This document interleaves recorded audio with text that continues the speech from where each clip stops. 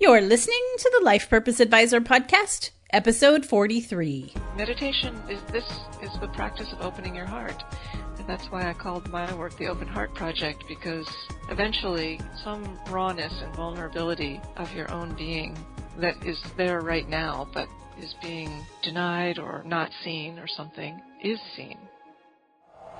You're listening to the Life Purpose Advisor Podcast. Life purpose, spirituality, higher calling, personal growth, meaningful life. We ask the deep questions about living a balanced life of meaning, purpose, and joy. Passion, know thyself, be mindful, spiritual practice, aha moments, life lessons, balance. It is time to welcome your host, Angie Swartz. Hello, this is Angie Swartz. Thanks for listening in today. I'm so glad that you've joined us. If you've been thinking about adding mindfulness and meditation to your practice, well, today is the day to listen to this podcast in its entirety, because Susan Piver is joining us today. Susan is a Buddhist teacher and the New York Times bestselling author of 8 books. She is the founder of the Open Heart Project, an online meditation community with nearly 15,000 members who practice together and explore ways to bring spiritual values such as kindness, genuineness, and fearlessness to everyday life. She's been featured everywhere, and we'll talk to her about those things and much, much more. Hello, Susan. Thank you so much for joining us today. It's my pleasure to be here. Thank you for inviting me. Oh, I'm so glad that we could both make time to get together and talk a little bit about all the exciting things that you're doing. I mentioned in the intro that you've been featured everywhere.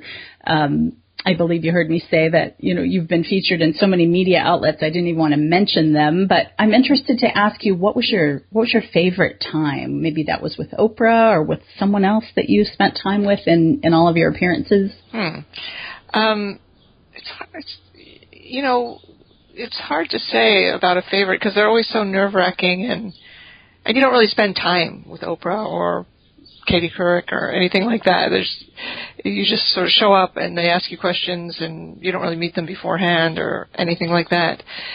But the Oprah show, was back in the day, it was a great experience. It was terrifying experience, but they did a lot to make it easy for their guests to relax. So they were a great team.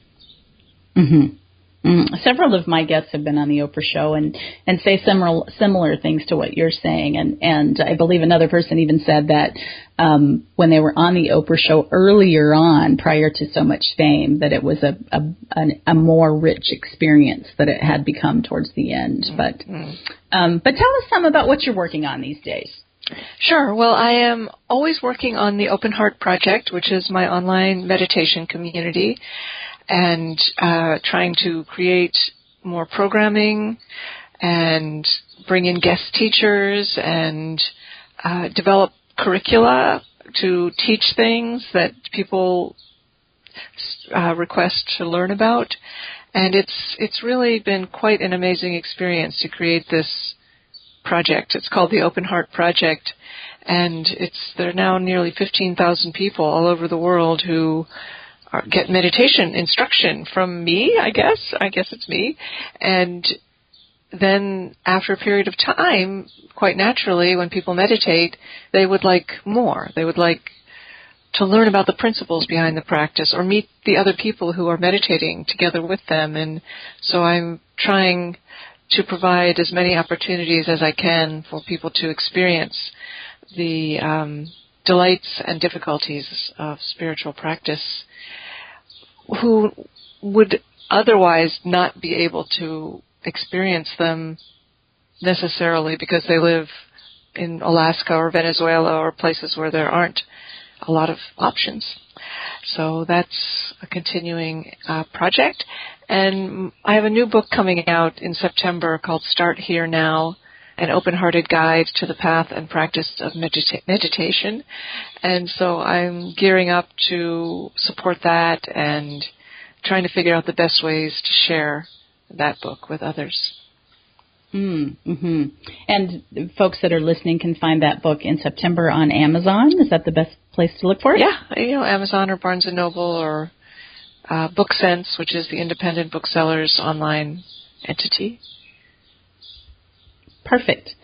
I love what you're doing with mindfulness and meditation. I watched some of your YouTube videos again this morning, and interesting to note for any of you listening that Susan's, and I believe this is true, please correct me if this isn't right, but your most popular video on YouTube is a 5-minute intro to meditation, and most of it is silent. Most of it is you introducing a sitting practice.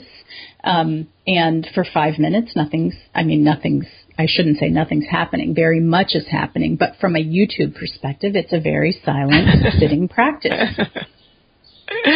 Yeah, meditation, one would think doesn't make good television, doesn't make good YouTube videos. But if people are looking for an introduction to the practice and are scared, as most of us are, or worried that they can't sit for an hour or a half hour, well, we could try 5 minutes, and some context setting, some basic introduction for how to practice is all you really need.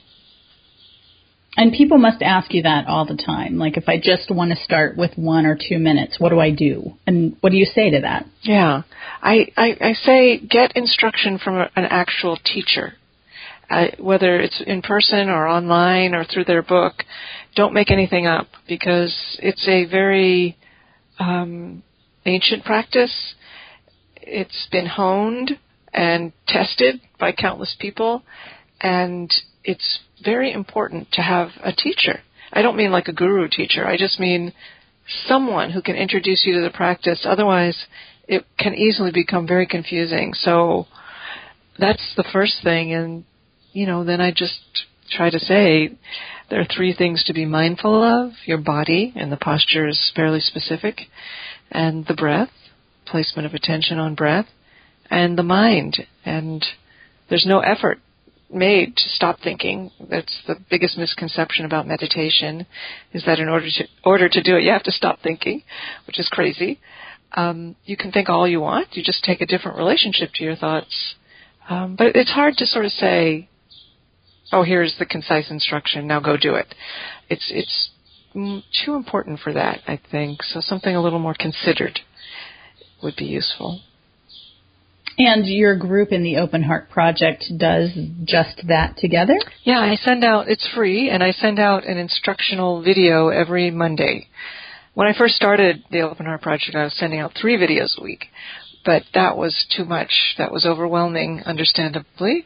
So it's 1 10-minute meditation sit that is guided, in the sense that if I came to your house and said, okay, we're going to meditate, now please take your seat, and I would just, it's as if I could come to your house. That was my idea for it. I wanted it to be like I could come to your house and we could practice together. So I guide the practice, and over, time, people have questions, understandably, like, what do I do if my foot falls asleep? Or, am I allowed to scratch my head? Or, why do I cry this all the time when I sit down to meditate? So I started prefacing each sit with a short answer to a question, a little talk, like sometimes as short as 2 minutes, sometimes as long as maybe 10 minutes, but it's addressing some principle of the practice. So then we practice together. And so I wanted it to be, in addition to I can just come to your house, just something that all you have to do is press play. And then everything else will take care of itself. So all you have to do is get to your computer, sit down, and press play, and then we'll practice together. Mm-hmm. Beautiful. And how lucky are we to be listening to you and getting to know that juicy knowledge that it's free. It's free, everyone listening, free. Once a week, Susan will come into your home and to help you learn how to meditate. Mm-hmm. I noticed when we were talking, you said you seemed a little reluctant to be the person that's featured. You said, I guess it's me. And are you not quite there on saying that you are a mindfulness teacher? Oh, no. I appreciate you saying that, but I am there saying I'm a meditation teacher. But it's a funny, it's a funny relationship when I make a recording on a certain day and time, and then I don't really know when someone's watching it. I don't know what they think. I don't know, if it's useful, or I don't know anything. So when I say I guess it's me, it's a video of me. So is that the same thing as me? I don't know, but that's what prompted me to say I guess it's me. Right. You and your digital form. Right, exactly. Versus someone else's digital form. Right. For sure. Right. So since I have you here, maybe I can try to get you to give some of those answers. So what are we? Can we scratch our head? And what do we do if our foot falls asleep? And what about when we're crying in meditation? Yeah, I'd be happy to. So yes, different traditions have different modifications to the basic instruction. So if I was a Zen teacher, I would say, no, you can't scratch your head. Just sit with it, be with it. And that's, totally reasonable. But in the lineage I practice in, Shambhala Buddhism, a Tibetan tradition, it's more relaxed in that particular way. Although, I can't say that it's any less stringent. But the instruction instead is, when you have an itch and you want to scratch your head, just don't scratch reflexively. Like, pause, feel what it feels like to have an itchy head, or whatever it is, and then notice the movement of your hand up to your head, and really what it feels like to scratch that itch, and then notice what it feels like to have that itch gone, and replace your hand on your legs, and resume the breath awareness practice. And same thing if your foot's asleep, just first feel what it's like to have a foot that's asleep, and what it's like to stretch it out and wiggle your toes and feel the sleepiness dissipate, and then replace it. So it becomes a part of the practice. But in the Zen tradition, again, it's like just sit with that, watch it. And that's also, a very valuable approach. Both approaches make sense. And then if you sit down and cry all the time, that is actually really understandable too. Often when we sit down to practice, there's a kind of relaxation takes place that's different than spacing out or, taking a nap. It's a kind of inner relaxation, and often what we are most holding at bay, then we're not holding it at bay because we've relaxed, and it arises. So for some people that's sadness, many people that's sadness. For many people that is fatigue. So a lot of people sit down to practice and fall asleep, which, makes sense. And the reason for this is because everybody's extremely tired. So maybe take a nap instead. But for the crying, meditation is the practice of opening your heart. And that's why I called my work the Open Heart Project, because eventually it doesn't make some rawness and vulnerability of your own being that is there right now, but is being, denied or not seen or something, is seen and felt. And that's the opening for everything we desire. Compassion and creativity and love all ride on that capacity to open. So it's important, even though it can be disorienting. Mm-hmm. Mm-hmm. That's my same belief around finding one's life purpose. In fact, in my program, practices and rituals are one of the 4 modules. And I believe that we always know our purpose. We just can't feel it. We can't hear it because we're so covered up with the busyness of life and emotional wounds, other things. So I appreciate what you're saying about opening our hearts so that we can hear ourselves speak to ourselves. What is your life purpose? My life purpose is to help others find their purpose and to open communication. That's awesome. Cool. So you're the first person that's ever asked me that on this show. So thank you. You're welcome. Thank you for that. You're so welcome. So I'd love to talk to you about your purpose, and your work is so interesting. We could spend our whole time talking about that. But are you okay with going in a little more personal direction? Sure. So my first question is, do you know your life purpose? I am always a little uncertain. But my purpose, I think, has something to do with communication. But the form it takes is always shifting and is not necessarily known to me beyond that. So something with communication, something with explaining the Dharma in ordinary words so that anyone can understand, something like that. But I don't really know beyond that. So that's what I would say. And how long have you known that, or have you discovered different pieces of it along your life? Were there aha moments along the way, things that pointed you in directions? It was more in retrospect. I see that that's what's happening. And I've learned in my life, whenever I try to direct the future, for me, the kind of person I am, or my karma, or I don't know what, it never works. It always backfires. It just ends up being very confusing to me. So for lack of other options, I have given up too much trying to direct the future. And, you know, of course, I and everyone has to be very pragmatic and intelligent about financial things and, you know, just health things and so on. I'm not saying I've abandoned taking care of myself or taking care of business, so to speak, on the multiple levels that one has to attend to. But if I try to direct where I want everything to go, it just has never worked for me. So I've just figured that I have to just go along with it. Mm-hmm. Do you have an example of when things haven't worked, when you've tried to force it with masculine energy? Oh, I never thought of it as a masculine energy, but I guess some years ago started a book packaging business, and I could see it. I knew it was a good idea. Book packaging meaning combining a book with some other media.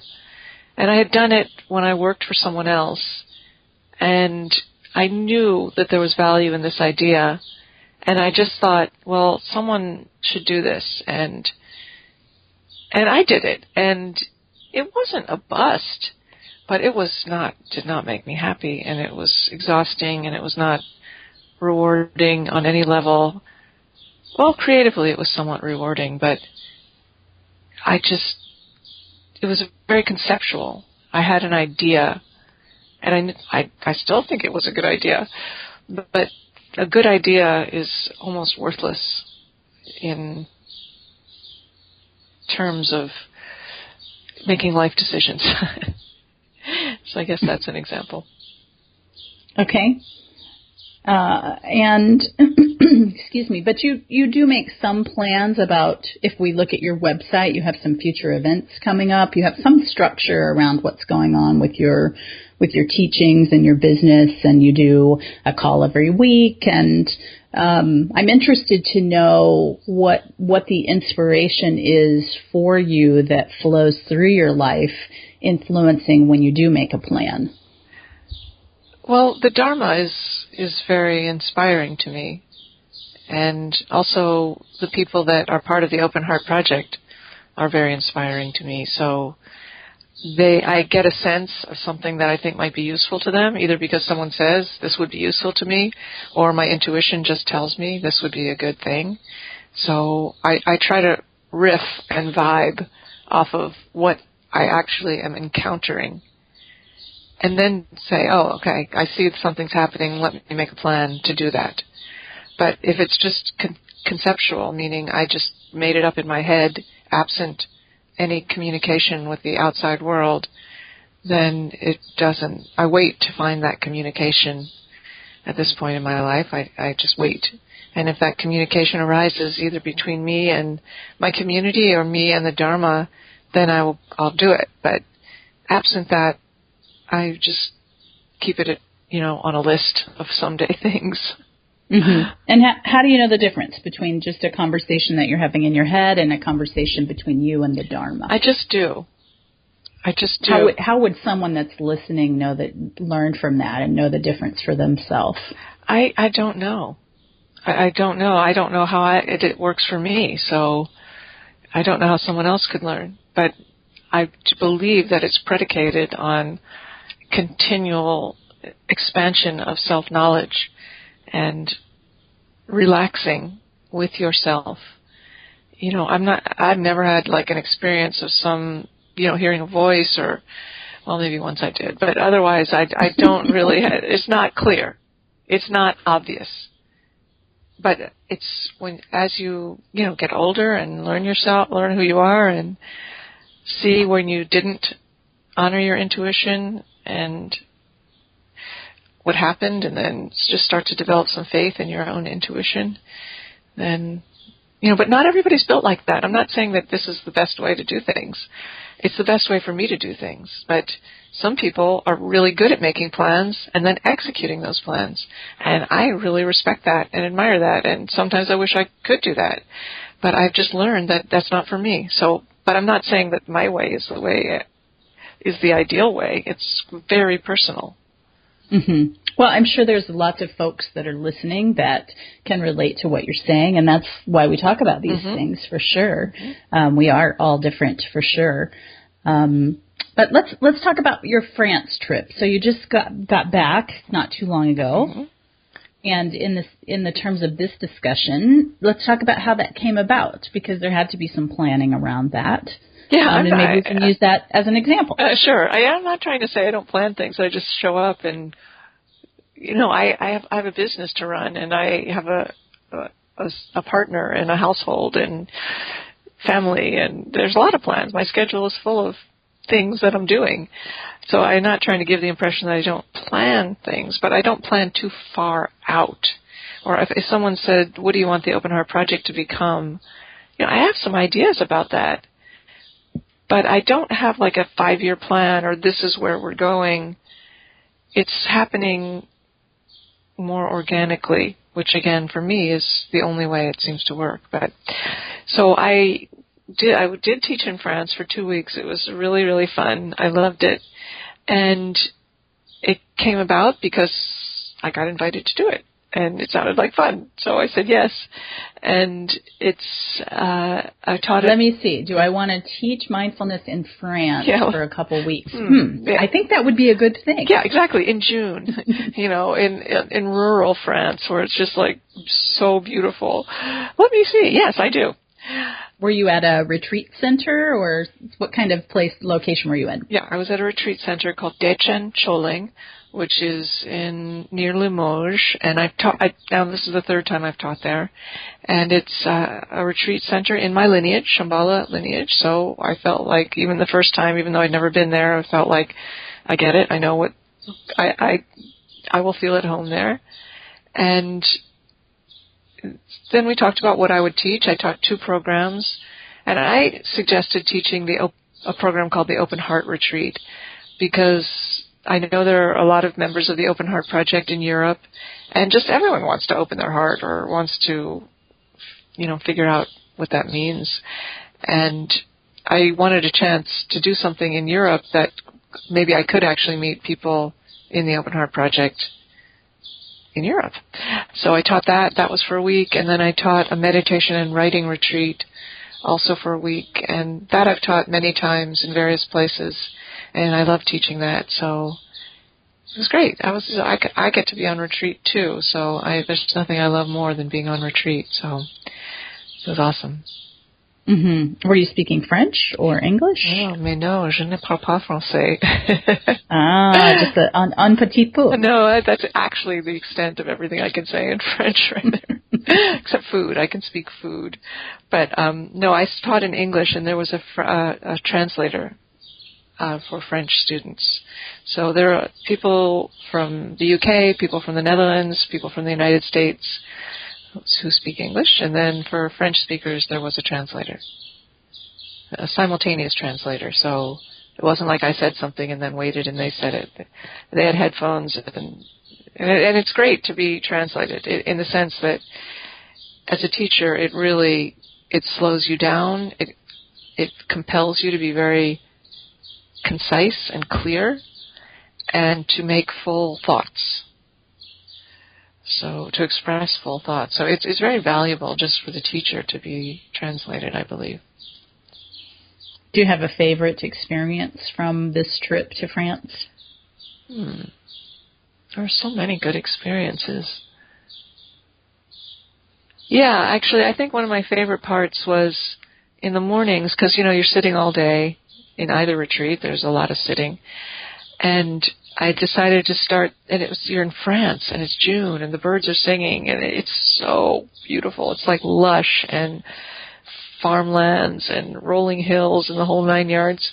So I decided we would start each day with a silent walk, and just in line, no talking. And it was so wonderful to be together and to walk out into the French countryside together, but also in silence so that everyone could have their own experience. And, we didn't walk forever, but we took about a 40-minute walk up and down through various lanes and up and down hills. And it was a great way to start the day. That was really fun.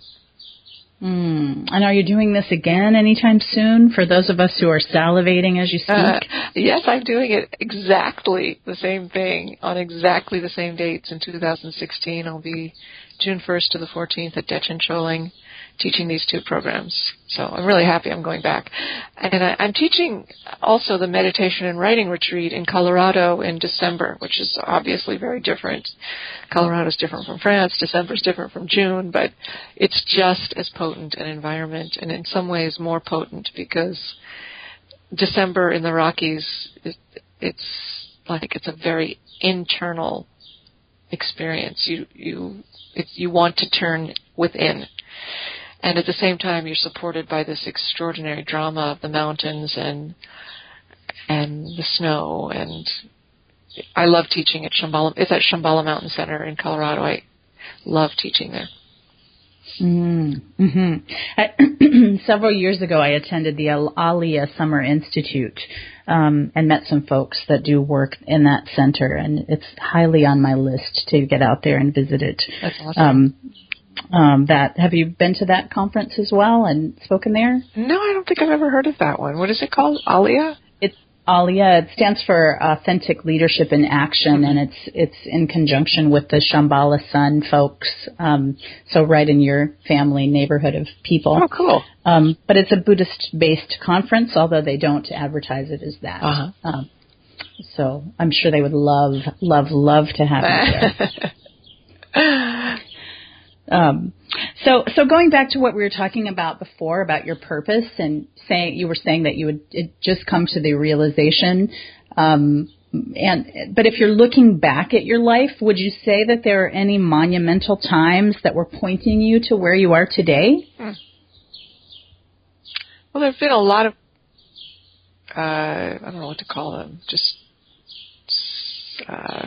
coincidences or just serendipitous events? Exactly. Serendipitous events that seem to lead the way.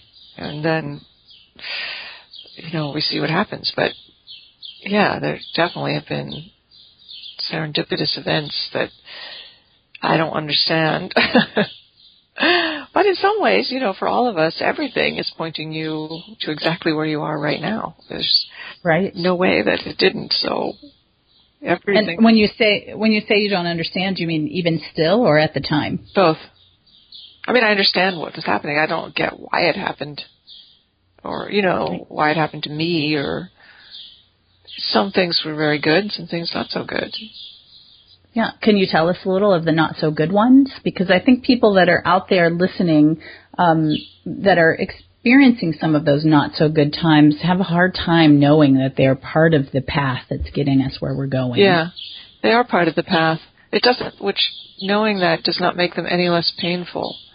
It just maybe can offer some sense that, it's all going somewhere. And I think it is. I mean, I don't know. I'm not at the end of my life, and I'm not dead, so I can't tell you what happens after you're dead. But I think it's all going somewhere.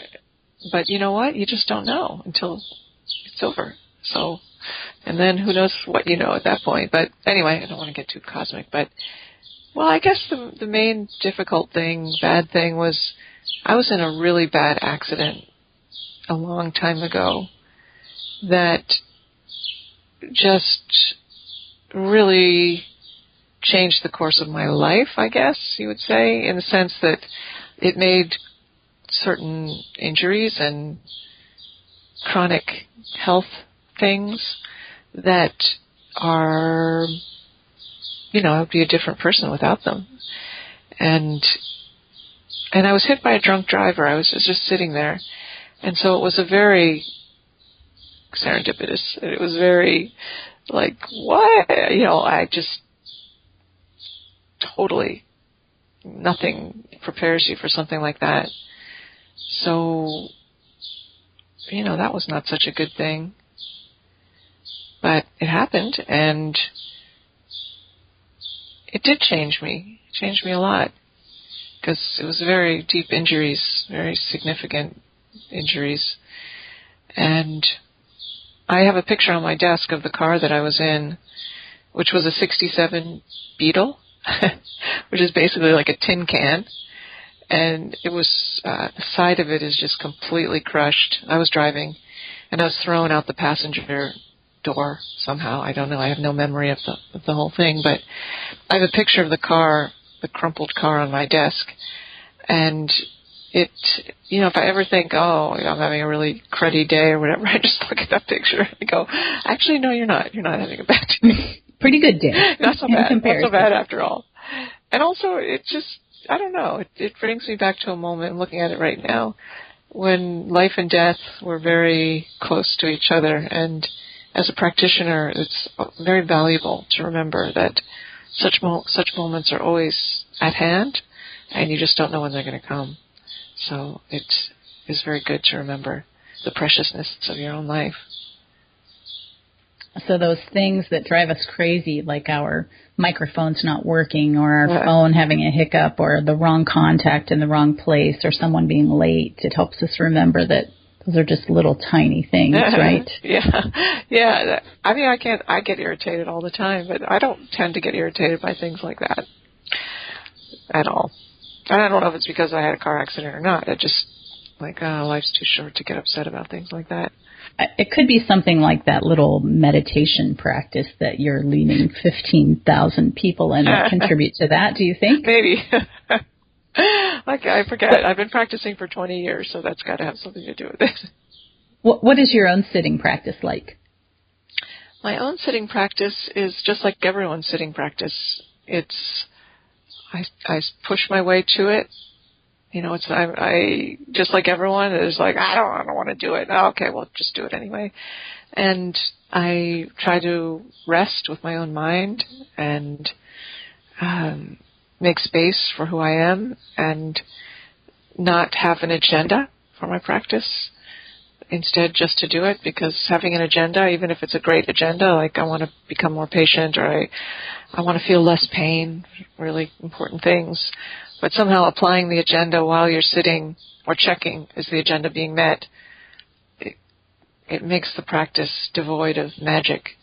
So I try to let go of all agendas, and, then I also do some practices that are meant to increase my own connection to wisdom and compassion.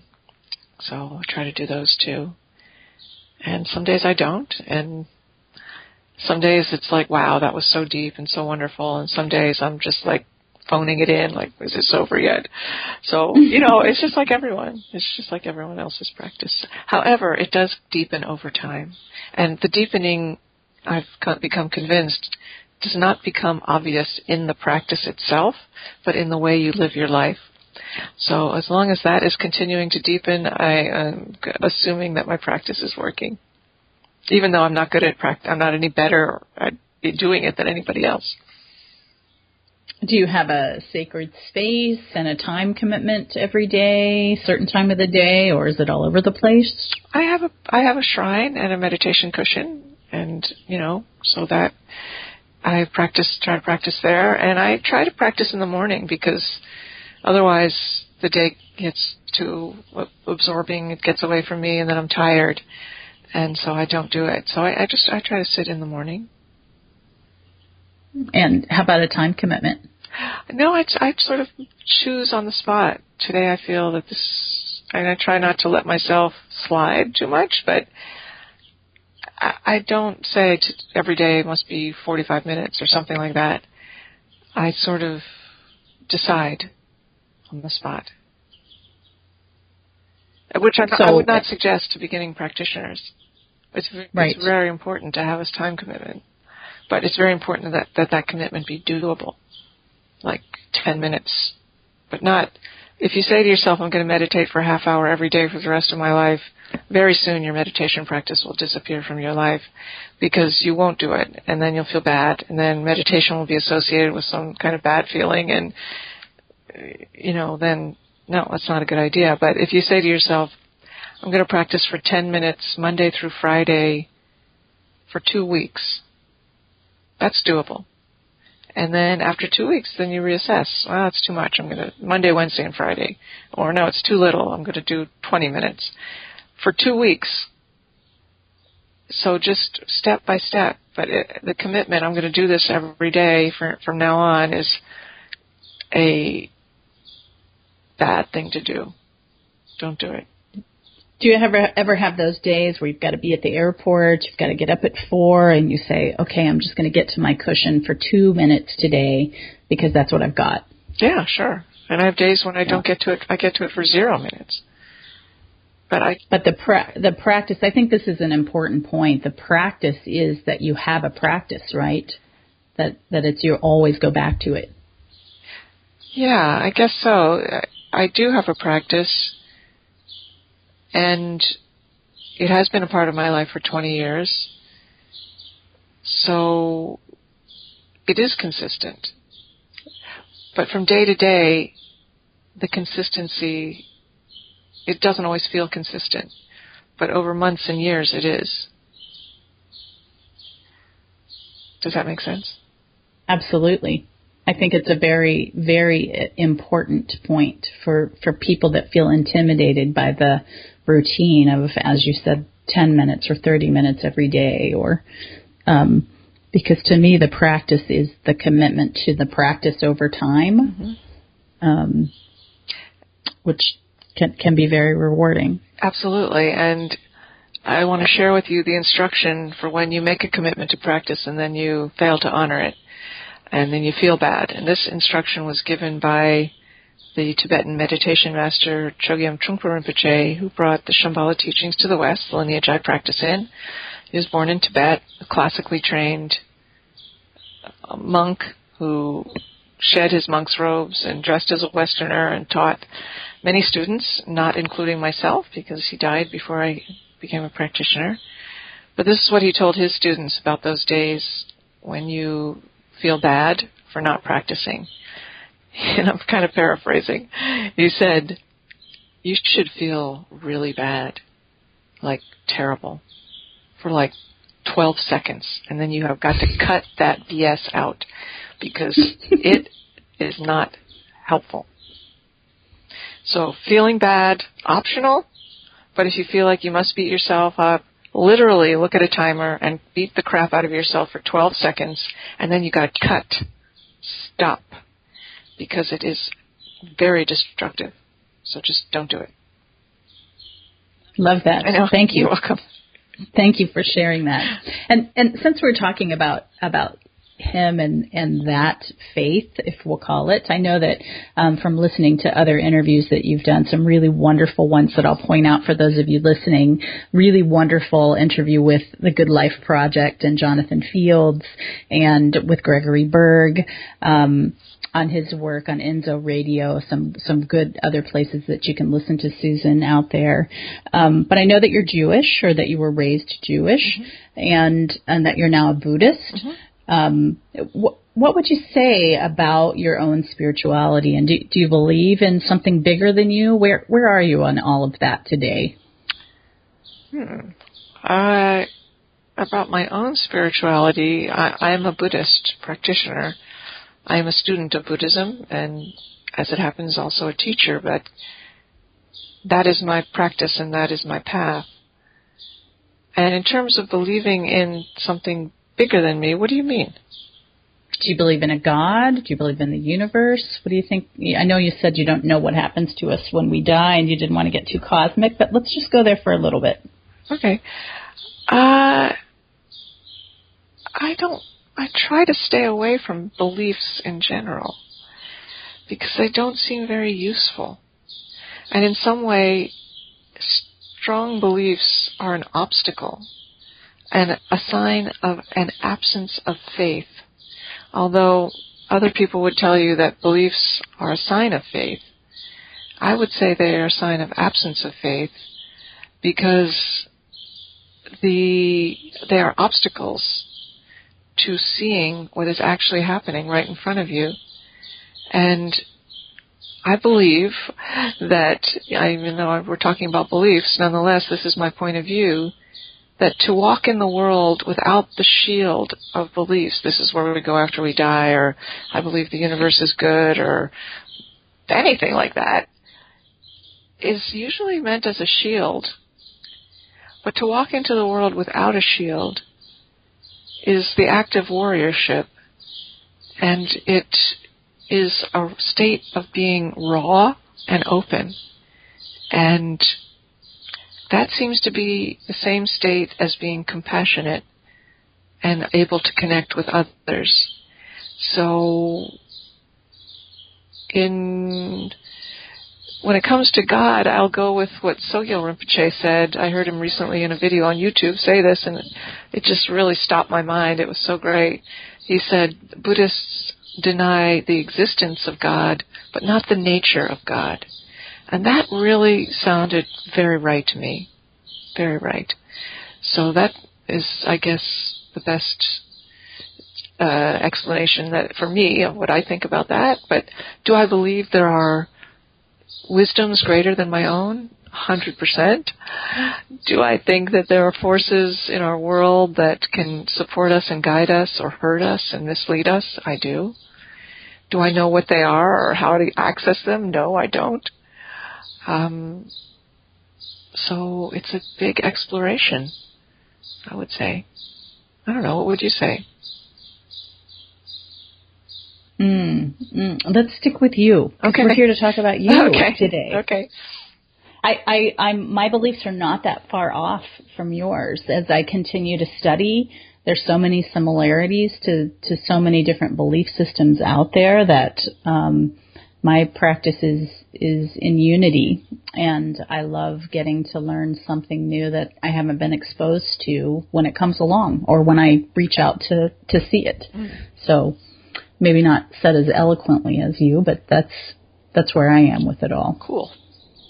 And I enjoy asking this question to everyone that I speak to for the purposes of broadening the minds of anyone that is stuck in a belief system that might not fit them, or that they might be growing bigger than, or maybe that's not the right set of words, but might be feeling constrained by, I guess. Yeah, there are many belief systems that can deepen your connection to reality. It's very personal. It's very personal. It is very personal. Very personal. I think my goal with my own practice is to show up with a big light, to influence someone that has no belief or isn't curious of that nature to have a second thought about that. Cool. So there's that. There's that. Going back to some additional, thank you for going there. Some additional questions. Are there any tools that you would recommend, tools that you've used over the years to get to know yourself better that you'd recommend someone else look into? For me, meditation is the best tool, and writing is very helpful for me, but I know it's not helpful for everyone. And having a teacher is the best tool, and not easy to find, but there is no better tool than that. Do you believe the saying, when the student is ready, the teacher appears?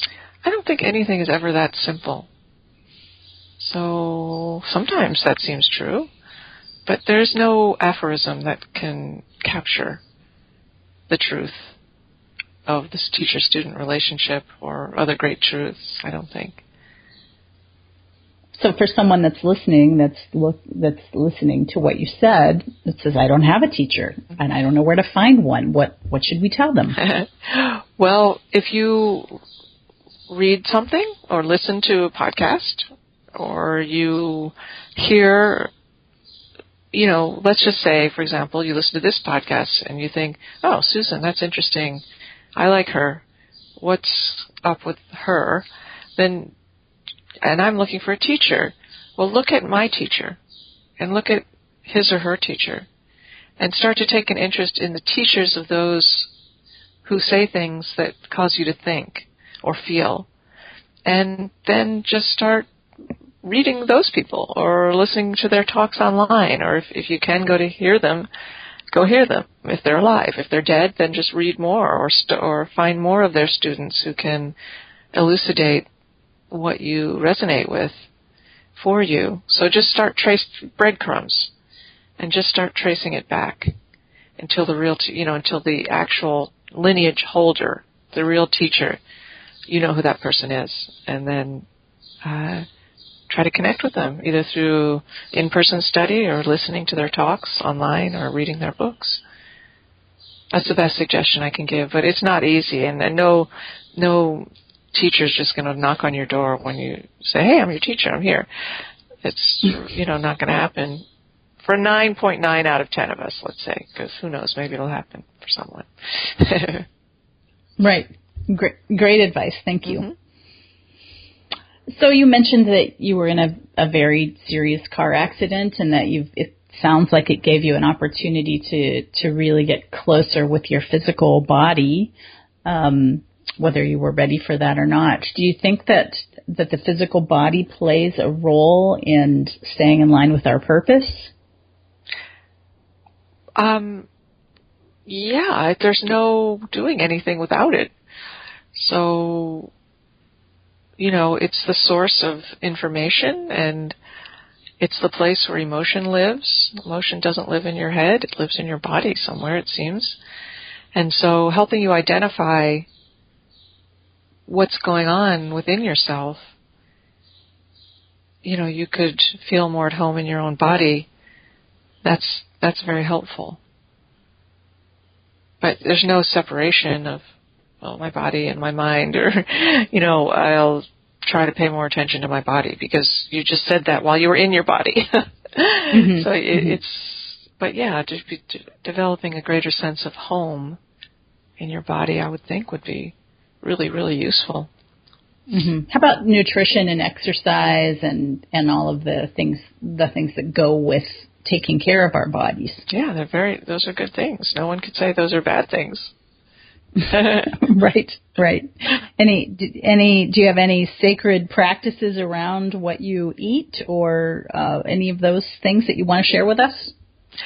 I don't really have I just try to eat what I think is good for me and watch things that are bad for me and not partake of them. And especially since I was so injured at one point, I just naturally fell into this, I can't tolerate certain things, so I'll just be careful with my body. And I try to exercise like everybody else. But it's too much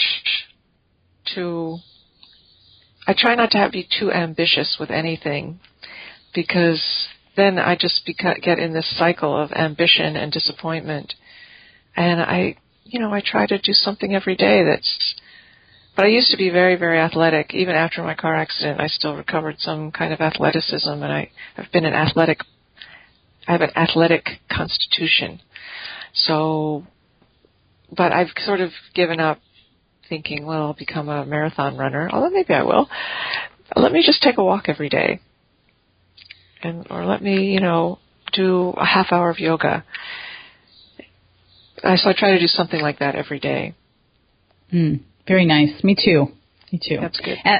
Just like what we were talking about with our practice of sitting practice, I believe the same thing around my physical practice. Just because I might miss a day does not mean I don't have a physical exercise practice. Right. So, right. But I'm right there with you on that. Since we're talking about the physical body, I mentioned to you earlier when we were talking that we have a question that came from Facebook. And I'll just read it to you if that's okay. Sure. Consider that the many physiological heart conditions may be founded in a spiritual context, like an empty heart syndrome.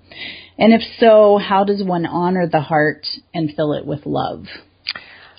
So I'm not sure I understand that question. I think it's starting out saying there are health conditions that can be connected to having an empty heart, and that can make you unhealthy somehow. That's the physiological piece. I think that's part of the question. And so how can you balance that by filling your heart with love so you don't have to have the health problems, or so that you can just feel happier, I suppose? I may not understand the question. But that... Well, let's yes. start with the first part. Do you believe that someone that's has a very closed heart, since your business is about opening the heart, do you believe that manifests in physical symptoms? I have no idea. I have no idea. Fair enough. So the second part? And so going back to what you were saying about the filling the empty heart? Yeah, well, I think that question presumes that there is a vessel that can be measured for fullness or emptiness, and I just don't think there is. So I couldn't say this is how you fill your heart, because if you just go about your day and observe the feelings you have in your heart, from moment to moment it's changing. You see something on the street that touches you and your heart is full. You encounter a problem at work that you've encountered 1 million times and you can't find anything in your heart to address it. Your heart is empty. So it's not like there's someone who can fill your heart, even yourself, like as if there was a separation, like let me do these things for my heart. It's just, I don't think it works that way.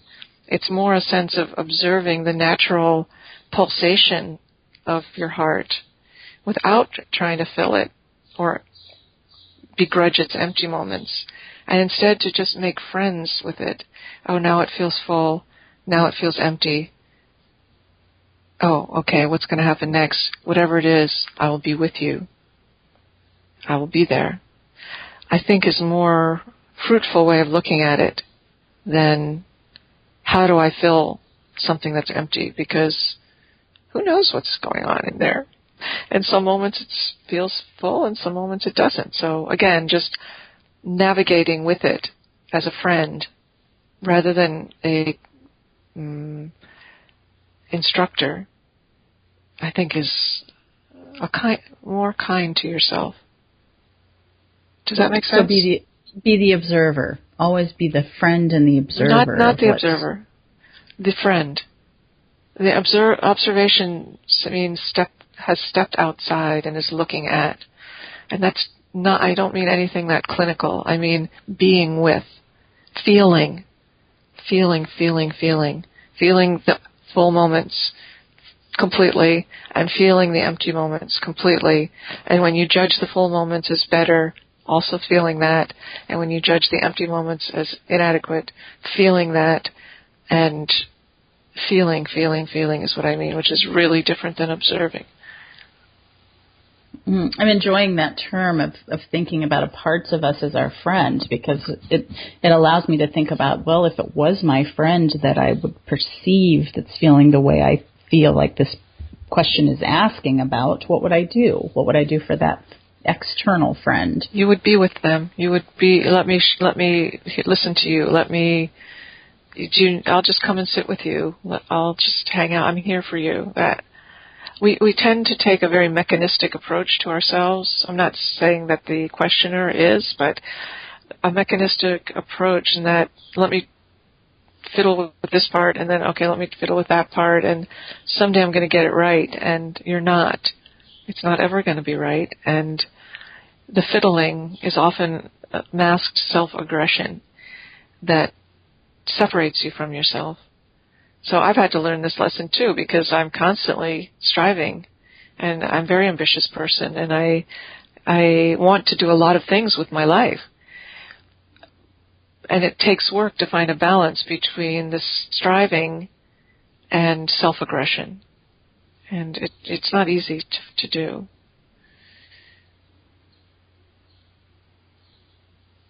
Does that make sense? Absolutely. Cool. I was just letting that be, just being with that statement for a moment. Mm-hmm. It's a big one. It is. It is. If we all have so much doubt in our own basic goodness, and so much uncertainty about our own worthiness. And when we feel that we don't want that uncertainty, then we can bounce to the other extreme of pretending that we think we're worthy. Or getting mad at people who make us feel unworthy, like it's your fault that I feel unworthy. But the problem of unworthiness is a very profound and far-reaching one. If someone is with you and they start talking to you about feeling unworthy, what's your go-to? And maybe you don't. Maybe it's subjective for every time. But what would you say? It is subjective for every time, because depending on how the person is, I feel, and as a teacher, I try to do this too. I try to feel, is this person being too hard on themselves? Which is often the case. And then I try to soften my own heart. Instead of trying to tell them anything, this is what you should do, or this is my reaction to that, I just try to soften my own presence and just be gentle in my own heart and listen more. And if I feel they're being too, let's see, what's a good word? Whiny, or, not, are giving in to something that they're actually stronger and have more capacity to deal with than what they're exhibiting right now, then I try to toughen my own heart, not against them or not to become cold, but I try to sharpen my own presence and feel more clear about their worthiness. But it's almost never in what I say. And as a teacher, I find this too, that what you say is really secondary, but how you feel in your own heart relative to that person is the teaching for both of you. Isn't that true? Can you just say that again? I don't know. The words that you use as a teacher are always secondary, but how you feel in your heart toward that person and how you modulate your own inner environment in reaction to that person, that is the teaching for both of you. Amazing. Maybe we'll just cut out the whole rest of the interview and just put that up just by itself, because that's the richness. Very, very beautiful. Thank you. Thank you. Thank you. And so teaching is a very vulnerable thing. Yes, we have to learn all those lessons to be able to teach them, right? Well, you have to let yourself be touched by everyone. And that's the only way you'll know what to do or say. So the vulnerable part is allowing yourself to be touched. When did you know that you were going to be a teacher? That is something I feel is in my DNA, so to speak. Whatever I've done in my life, I've always sort of started talking about it to others. It's been, someone says, why don't you run this meeting, or why don't you do this training for us, or why don't you, someone wants to interview us about something, you let them interview you. So I've always found myself in that role. And I like teaching. But I think really my best skill, if I may say, is writing. And I'm always trying to find more time for that, and having less and less time as life proceeds these days. But that's, I think, the core of my purpose somehow is involved in writing. But teaching is also obviously a great form of communication. And and your writing is teaching us as we read it, I'm sure. That's my hope, certainly. I'm sure. Mm-hmm. I'm sure. And just we've talked about many serious things, but you're a great lover of music. I am. I love music. I really do. Let's just talk about music. Let's tell us some of your favorites. Oh, my goodness. That's impossible. Or maybe who you were listening to this morning, or the most recent. Who have I been listening to recently? Oh, I have a great mix. I know everybody says, I like all kinds of music. And I do like all kinds of music. I don't know very much about opera and many forms of classical music, but popular music I do know a lot about and listen to a lot. So I think yesterday I was listening to Bobby Blue Bland. Bobby Bland, the great vocalist who put out I don't remember what year it was, 1967 or something, Two Steps from the Blues, which was a seminal record in the blues world. So I was listening to Bobby Blue Bland, and I love blues. When B.B. King died, I listened to a lot of B.B. King, and I just read that Willie Nelson is getting some Library of Congress award or something like that, and I idolize Willie Nelson. So I love him. Very happy he's getting all recognition, which he's gotten a lot of, but the more the better, because he deserves it. And you love his music, or you love him as a person, or both? I don't know him as a person. I mean, I've met him, but I don't really know him. But I love him as an artist. He's a fantastic artist. So rich and real and natural and cool. I mean, if cool is the definition of cool is not going too fast. That's my definition. Anyone who's cool never seems to be in a hurry. And was that your belief when you were a teenager and in your early 20s? No, I just observed it. I don't think I actually could give words to it. I worked in the music business for some time in the 90s, late 80s into the mid 90s, and I guess I observed it then. And by that definition, Willie Nelson is the coolest guy ever, because if you listen to him, you're like, the beat just happened. Is he going to come in? And then, boom, just before the beat disappears, there he is. He's great that way. I love him. I think the first time I ever, and I'll use this term lightly, remembering who I'm speaking to, but the first time I ever experienced heartbreak, I was a freshman in high school, and Willie Nelson's song, Maybe I Didn't Love You, whatever that was the song. And I remember crying to that song, and my mother just saying, "Oh, would you toughen up? Like you're in ninth grade." Oh, no. What's the big deal? Oh, heart is a heart, and when it breaks, it breaks. And that's a great heartbreak song. That'll make you cry, absolutely. And those tears are good. Certainly did. Yeah. Certainly did. Yeah. So, and I still can go back there if I allow myself. Sure. So I could talk to you for hours and hours. May I ask you a short lightning round of yes or no short answer questions? Yes. Here we go. Was that the first one? Apparently. Do you think passion and purpose are the same things? No.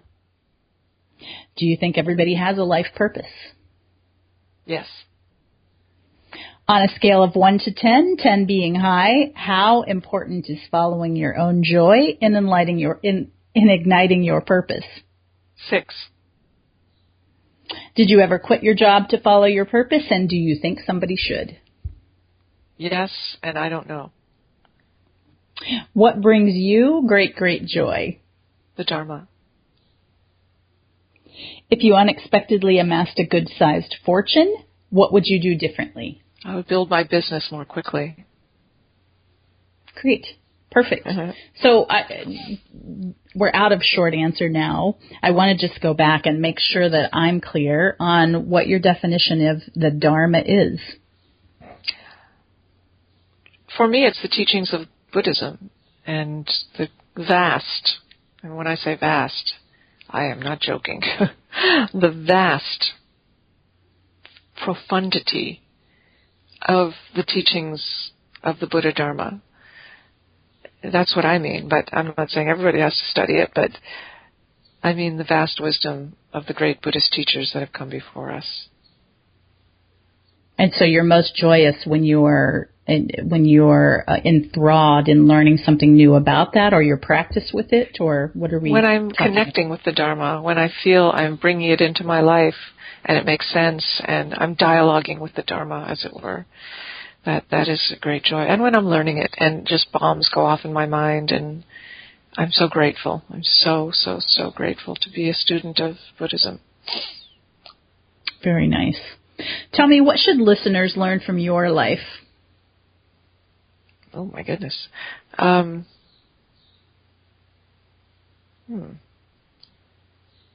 You never know. I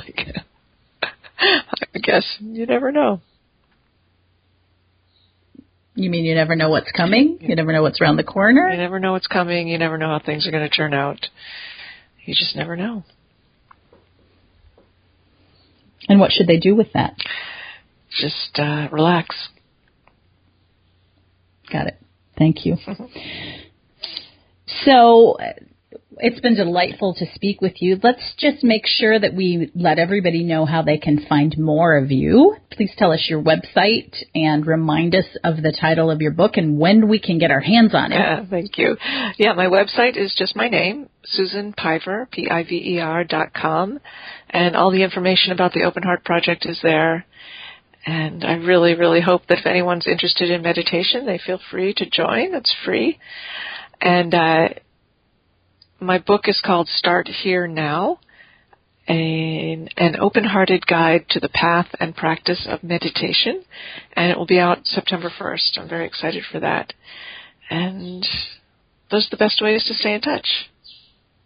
Great. Related to your books coming out soon, are you going to be doing anything fun that we should make sure to participate in with your book? Like, you're going to be speaking about it or doing interviews? Will we see you in the media? Yeah, well, I will be doing interviews, more like podcast interviews. And I have some speaking engagements on the East Coast. And then I'll be creating some online offerings for people that want to interact with the material in the book, too.